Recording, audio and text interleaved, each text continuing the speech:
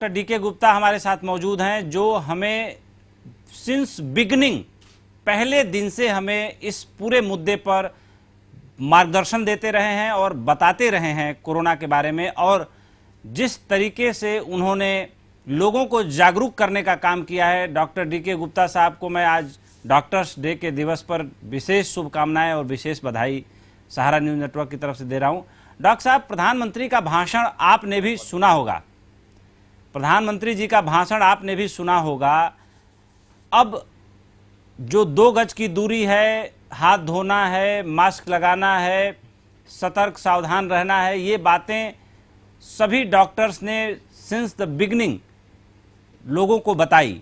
और प्रधानमंत्री जी ने कल जिस लापरवाही की बात कही और जिस तरीके से उन्होंने एक बार लोगों को फिर से जागरूक करने की कोशिश की अपने संबोधन में। अब ये बताएं कि जिस तरीके से रिकवरी रेट जो है काफ़ी तेज़ी से बढ़ा है, कह सकते हैं कि अप्रॉक्सीमेट 60% का रिकवरी रेट है और 40% का जो है संक्रमण जिस तेज़ी से फैल रहा है। अगर लोग पॉजिटिव हो रहे हैं तो 60% रिकवर होकर नेगेटिव में भी कन्वर्ट हो रहा है। तो जो कर्व के फ्लैटन होने की दिशा में एक छोटी सी शुरुआत तो हुई है, लेकिन टेस्टिंग बढ़ी है, उस कारण केसेस भी बढ़ रहे हैं। ऐसी स्थिति में हमारे दर्शकों को आप ये बताएं कि किस स्थिति में लोग जो है ज़्यादा सीरियस तरीके से कोरोना के गिरफ्त में आ जा रहे हैं, और कोरोना के गिरफ्त से अगर बचना है तो उन्हें अगर कोई इनिशियल सिम्टम दिखाई देते हैं तो तत्काल तुरंत क्या करना चाहिए? बहुत बहुत धन्यवाद उपेंद्र जी, पहले तो शुभकामनाओं के लिए। तो अभी जो जब से अनलॉक 1 हुआ था तब से लोगों में थोड़ा भय कोरोना का कम हो रहा है। तो लोग जो पहले सोशल डिस्टेंसिंग थी, जो हैंड हाइजीन थी, हैंड वॉशिंग थी, कफ हाइजीन थे, एटिकेट से फिजिकल डिस्टेंसिंग थी, बाहर ना निकलना था, तो वो बहुत कम हो गया है। काफ़ी लोग बाहर आ गए हैं। इवन जो नॉन एसेंशियल सर्विसेज हैं, जो ज़रूरत की चीज़ें नहीं हैं, वो लोग भी कर रहे हैं, बाहर घूम रहे हैं, शॉपिंग हो रही है, मार्केटिंग हो रही है। तो इन सब चीज़ों से क्या होगा, इन्फेक्शन बढ़ेगा, बिकॉज एक कॉन्टेजियस इन्फेक्शन है। बहुत सारे पेशेंट एसिम्टोमेटिक होते हैं या उनमें बहुत माइल्ड सिम्टम्स होते हैं, हल्का खांसी, हल्का जुकाम, हल्का गले में दर्द, हल्का टेस्ट ना जाना, मुंह का चला जाना, या स्मेल नहीं आना, या फटीग हो जाना, थकावट हो जाना, या भूख कम लगना। तो ये बड़े हल्के हल्के सिम्टम्स होते हैं। किसी को लूज मोशन या वॉमिटिंग होती है।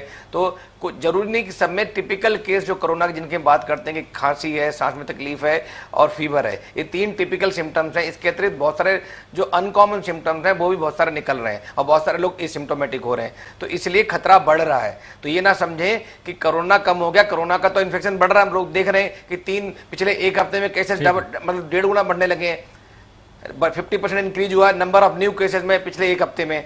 तो अगर इस तरह से केसेस बढ़ेंगे तो मॉर्टेलिटी रेट भी बढ़ेगी, हॉस्पिटलाइजेशन रेट बढ़ेगा और दिक्कतें बढ़ेंगी। इसीलिए इस समय जरूरत है कि हम सबको, जनता को, चूंकि गवर्नमेंट की लिमिटेड कैपेसिटी है टेस्ट कराने की, टेस्ट कराना चाहे तो भी नहीं इतने करा सकते जितने चाहिए इस समय। इसलिए हम सबको, जनता को ही भागीदारी लेनी पड़ेगी। एक सवाल बीच में ले रहा हूं।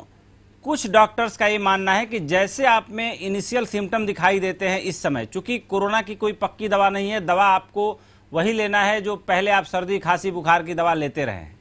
तो कोरोना का अगर सिम्टम नहीं है, आपको नहीं पता है, सिर्फ आपको ये पता है कि जी मुझे बुखार आ गया, खांसी आ गई, अगर आप बाहर निकलते हैं, एक्सपोजर में हैं, तो कुछ डॉक्टर्स का ये सजेशन है कि आपको तत्काल प्रभाव से तुरंत एंटीबायोटिक, डोलो 650, इन सब दवाओं का, जो प्रचलित दवाएं हैं, नोन दवाएं हैं, उनका डोज तुरंत शुरू कर देना चाहिए। आपको इंतजार नहीं करना चाहिए 2-3 दिन तक।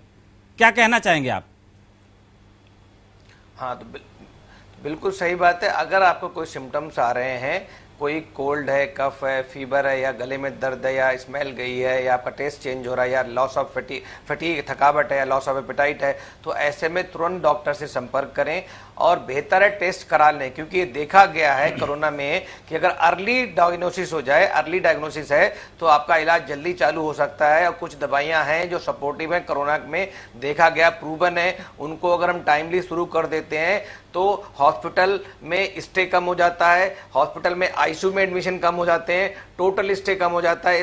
इवन वेंटिलेटर पर जाने की जरूरत कम पड़ जाती है, ऑक्सीजन की जरूरत कम पड़ती है, पेशेंट के रिकवरी रेट बढ़ जाते हैं, डेथ रेट कम हो जाता है। ये बहुत सारी स्टडीज में देखा गया। अगर हम हाइड्रोक्सीक्लोरोक्विन देते हैं या हम टाइमीफ्लू देते हैं या हम जो हिपेरिन है, low molecular weight heparin start कर देते हैं, इसके अतिरिक्त बहुत सारी और दवाइयाँ, रेमडेसिविर है और अभी जो फेफ्लू आई है, तो ऐसी बहुत सारी दवाइयाँ आ गई हैं। अगर डायग्नोसिस कंफर्म हो तभी हम वो दे सकते हैं। तो बेहतर है जैसे ही आपको सिम्टम्स आते हैं तुरंत डॉक्टर को दिखाएं और डॉक्टर की सलाह अनुसार तुरंत कोविड-19 का टेस्ट कराएं। अगर रिपोर्ट आती तो एक तो ये फायदा है कि आपकी अर्ली डायग्नोसिस और अर्ली ट्रीटमेंट हो गया, तो कॉम्प्लिकेशन कम हो जाएंगे और रिकवरी के चांसेस बढ़ जाएंगे। दूसरा, जो आपके आसपास परिवारजन है उनमें खतरा कम हो जाएगा, उनकी कॉन्टेक्ट ट्रेसिंग हो जाएगी, उनके भी रिजल्ट हो जाएंगे, तो उनको भी हम क्वारंटाइन कर सकते हैं।